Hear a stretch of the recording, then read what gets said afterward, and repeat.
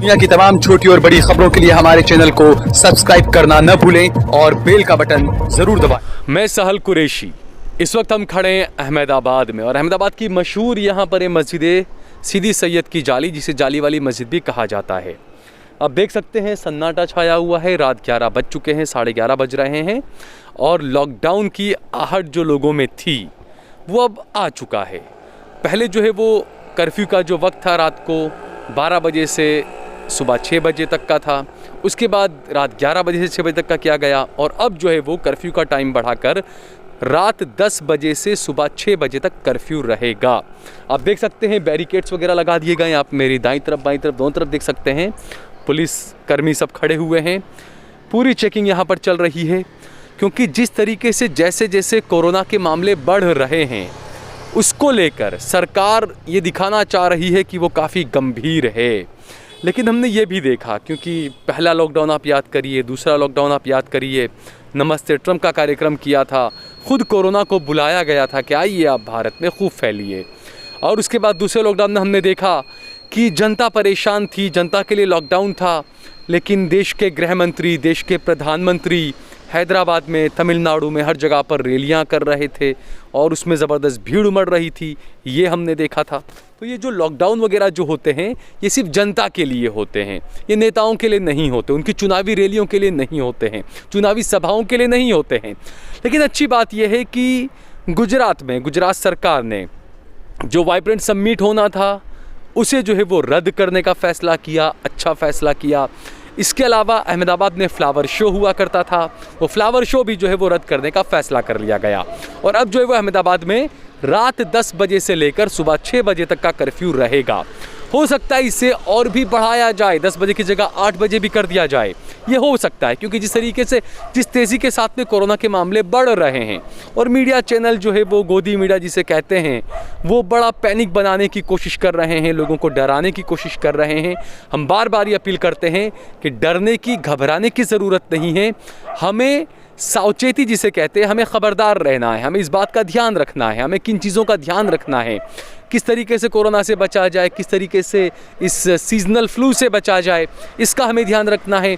और इसके साथ साथ सबसे बड़ी एक बात जो है कि हमने अक्सर देखा, 2 लॉकडाउन हमने देखे, पिछले 2 साल हमने इस तरह का देखा कि लॉकडाउन के बावजूद, कर्फ्यू के बावजूद लोग जो है वो जब पता है कि मास्क लगाना ज़रूरी है, यह कानूनन भी अब ये हो चुका है कि मास्क आपको लगाना है वरना आप पर फ़ाइन किया जाएगा, आपको पैसा भरना पड़ेगा, उसके बावजूद भी लोग बिना मास्क के निकलते थे।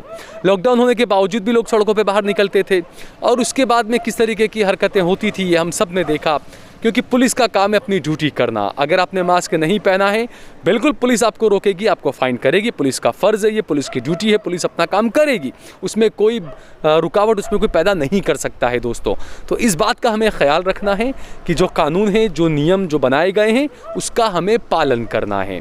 बिना वजह लॉकडाउन में, कर्फ्यू में बाहर ना निकलें, क्योंकि वैसे भी हमने कई मामले देखे, कर्फ्यू का मामला था, लॉकडाउन का मामला होता है, लोग भगाते हैं गाड़ी, उसके बाद में पुलिस ने भी जो है वो डंडेबाजी की थी। कई वैसे मामले भी सामने अहमदाबाद में तकरीबन 5-6 इस तरह के मामले आए थे जहां पुलिस ने ज़्यादती की थी, पुलिस ने छुट्टा डंडा फेंक कर मारा था, लड़का गिर गया था, उसकी आँख पर चोट आई। इसके अलावा भी कई ऐसे मामले सामने आए थे। तो ये जो चीज़ें हैं ये सीखने वाली चीज़ें हैं कि पिछले 2 साल लॉकडाउन में जिस तरीके के मामला सामने आए थे तो हमें किन चीज़ों का एहतियात बरतना चाहिए। बिना वजह घर से बाहर ना निकलें, एहतियात बरतें, मास्क पहनकर बाहर निकलें।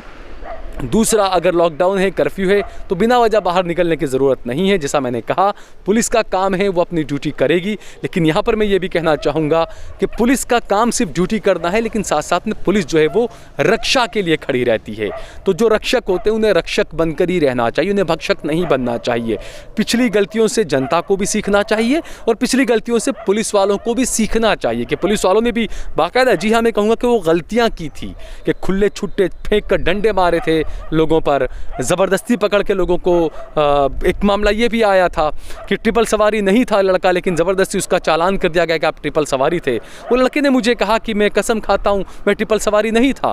मैंने उस लड़के से पूछा कि यहाँ पर CCTV कैमरा लगा हुआ है, मैं इनसे पता करूँगा, पता चल जाएगा आप ट्रिपल थे या नहीं थे। उस बच्चे ने कहा मैं कॉन्फिडेंट हूँ, मैं ट्रिपल नहीं था, आप CCTV फुटेज चेक करवा लीजिए। लेकिन पुलिस ने उसके अंदर लिख दिया था ट्रिपल सवारी है लड़का। तो इस तरह की घटनाएँ भी पुलिस की तरफ से गलतियाँ हुई थी। तो पुलिस वालों को भी ये चीज़ों को सोचना चाहिए कि जो गलतियाँ पहले की वो दोबारा न दोहराएं, क्योंकि कहीं ना कहीं सिस्टम जो होता है, पुलिस की वर्दी जो होती है, उस पर से जनता का विश्वास नहीं उठना चाहिए।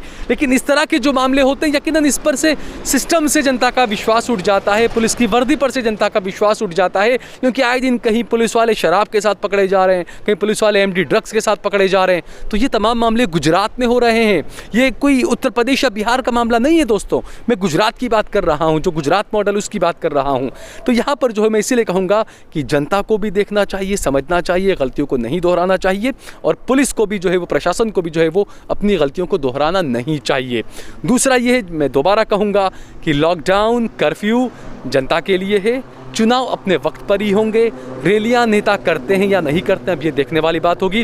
लेकिन फ़िलहाल आप अपने परिवार को और अपने आप को संभालिए, कोई पैनिक लेने की ज़रूरत नहीं है, क्योंकि वैसे भी दिसंबर की गर्मी के बाद दिसंबर की सर्दी, जनवरी की सर्दी, और उसके बाद में जो मौसम जब तब्दीली आती है, तो ये तमाम तरह के फ्लू वगैरह ये आम चीज़ें हैं। तो ज़्यादा पैनिक लेने की ज़रूरत नहीं है, आप घर में रहकर भी अपना इलाज कर सकते हैं।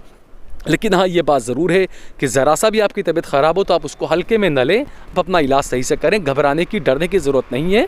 इस दुनिया में हर बीमारी का इलाज मौजूद है, इसलिए घबराने की, डरने की ज़रूरत नहीं है। अगर आपको ये वीडियो पसंद आया हो तो इस पर कमेंट करिए, इसे लाइक करिए, इसे ज़्यादा से ज़्यादा शेयर करिए, और अगर आपने हमारा चैनल देश लाइव सब्सक्राइब न किया हो तो हमारे चैनल को ज़रूर सब्सक्राइब करिए। आप देख रहे हैं देश लाइव, देश की आवाज़।